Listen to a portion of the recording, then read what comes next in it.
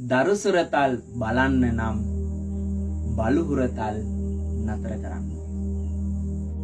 ගොඩක් වෙලාවට දරුඵල ප්‍රමාද වෙන්න අයට ගොඩාක් ලං වෙනවා බල්ලෝ සහ පූසෝ. ලොකු අවධානමක් තියෙනවා. හොයලා බලන්න කියන හින්දා නෙමෙයි, හොයලා බලන්න. ඒකට හේතුවක් තියෙනවා. දරුඵල ප්‍රමාද වුණාම ලොකු පාළුවක් තනිකම දැනෙන්න ගන්නවා. ඒ පාළුව තනිකම මකා ගන්න ඔයාලා මොකද කරන්නේ?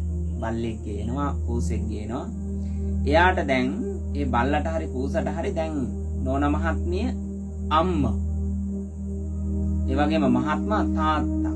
දැන් ඔයාලා කතා කරන්නේ අන්න පුතේ තාත්තා එනවා. අන්න රත්තරම් මැණික. මෙහෙම කියලා මොකද කරන්නේ? දරු සෙනෙහසක් ගෙදර ඉන්න බල්ලට හරි බැල්ලිට හරි පූසට හරි ඇති කර ගන්නවා හදවතේ. එතකොට දැන් දරු පැටියා ප්‍රමාදය නිසා ඔබ ආදරය කරන්න ගන්නවා ස්ථීර සංඥාවක් නැති ත්‍රිසංගත සත්‍යයකට. දැන් එතකොට සෙනෙහසක් දක්වන්න ගන්නවා. දැන් මේ ත්‍රිසංගත සත්‍යයකට දන්නවද ත්‍රිසෙනෙක් වෙලා උප්පත්ති ලබන්නේ ඇයි කියලා? පුංචි දෙයක් අහන්න.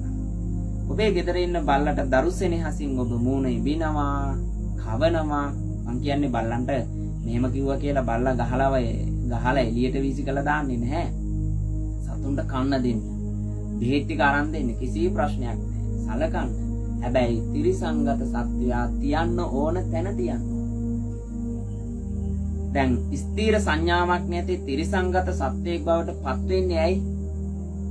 ත්‍රිසං වැඩ කරන නිසා. ඔබට ඔය බල්ලට සෙනෙහස දක්වන්න පුළුවන් නම් මේ සමාජයේ ඉන්න ත්‍රිසංගත සත්වයෙකුට ඔබට දරු සෙනෙහසින් කටයුතු කරන්න පුළුවන් නම් මිනිස්සු විදිහට ත්‍රිසං වැඩ කරන අයට සෙනෙහස දක්වන්න පුළුවන්කමක් ලැබෙනවා. ඒ නිසා දරු සෙනෙහසින් සත්වයන් දිහා බලන්න එපා. මේක ලොකු අවදානමක්. ඒ වගේම පූසා ගත්තා. පූසාගේ කෙලට ගිවිසයි. ඔය YouTube තියෙනවා පොඩ්ඩක් බලන්න. Google එකේ තියෙනවා පූසාගේ කෙල මොන වගේද කියලා බලන්න.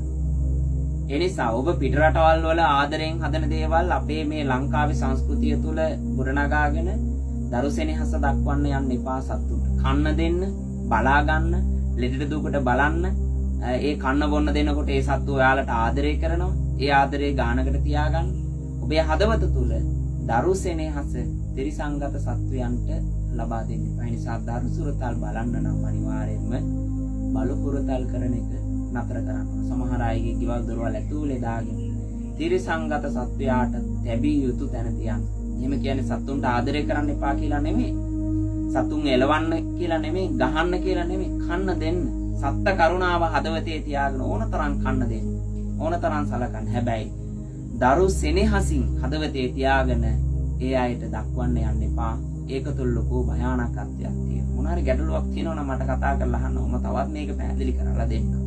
ඒ නිසා සත්ත කරුණාව තියෙන එක බොහොම හොඳයි. හැබැයි දරු සෙනෙහසින් බලනකොට දරුඵල ප්‍රමාදව ඉන්න අය හෝ දරුඵල අපේක්ෂාවෙන් ඉන්න අය ලොකු අවදානමක් තියෙනවා. මොකද හේතුව අපි මේ ඇඟෙන් පිට වෙන කිරණක් තියෙනවා.